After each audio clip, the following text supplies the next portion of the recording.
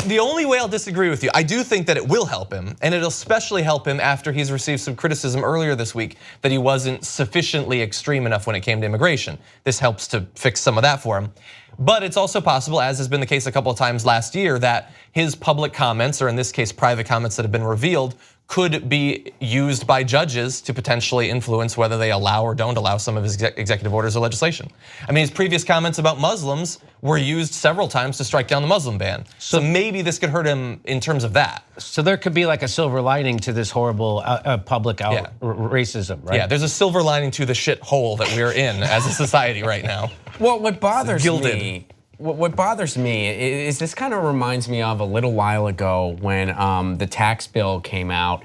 And the corporate media, you saw about 16 or 17 headlines about Flynn that day, and one about the tax bill. Similarly, you saw about, I don't even know how many headlines about shithole, and a bunch of cable news reporters were probably really geeking out. They could say shithole on the air, and no one could do anything about it. Well, simultaneously, we get to do that all the time if we want. True, maybe we take it for granted. So as you pointed out, people might not be all that shocked to find out that Donald Trump is a racist. Although again, the media all too often doesn't label him that.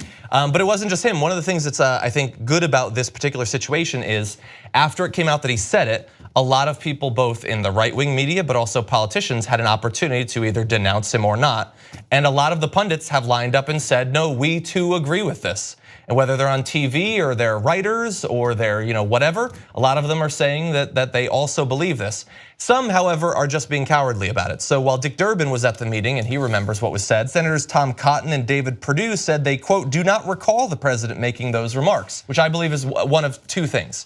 Either they're lying and they know what he said, and it's a stupid, cowardly lie because they know it's going to be confirmed anyway, or they so agree with these sorts of thoughts and find them to be so innocuous and run-of-the-mill that they didn't even notice it when it happened. It was just like, oh yeah, that happened. I agree, President, why do we need Haitians?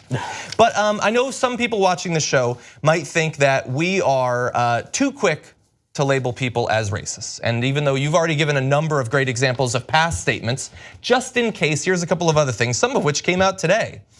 This is a story that I believe the New York Times or NBC News came out with this. A career intelligence analyst who is an expert in hostage policy stood before President Donald Trump in the Oval Office last fall. It was her first time meeting the president, and when she was done briefing him, he had a question for her. Where are you from? The president asked. New York, she replied. Trump was unsatisfied and asked again. She offered that she too was from Manhattan, like he is. He wanted to know where, quote, your people are from. According to officials who spoke under condition of anonymity, after the analyst revealed that her parents are Korean, Trump turned to an advisor in the room and asked why the pretty Korean lady isn't negotiating with North Korea on his administration's behalf, basically creating the situation that many people have unfortunately had to deal with old school racists like this, where, well, yeah, I know you're from Milwaukee, but where are you from? Also, by the way, according to the New York Times, Trump said during a meeting in June that Haitians, quote, all have AIDS, which we have looked into, and you will be pleased to find out is not actually the case. They don't all have AIDS. And during that same interview, Trump said that Nigerian immigrants wouldn't ever, quote, go back to their hut in Africa. But please tell us how we are too quick to label people as racist and we're just snowflakes. Come on.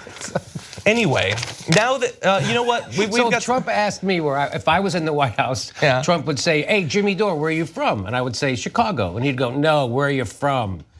And I would go, I don't, and so he's wanting me to say Ireland? Yes. I would never say Ireland. That would never come across my mind. And he would never expect you to. Oh, okay. You just watched the video by the Young Turks, the home of the revolution.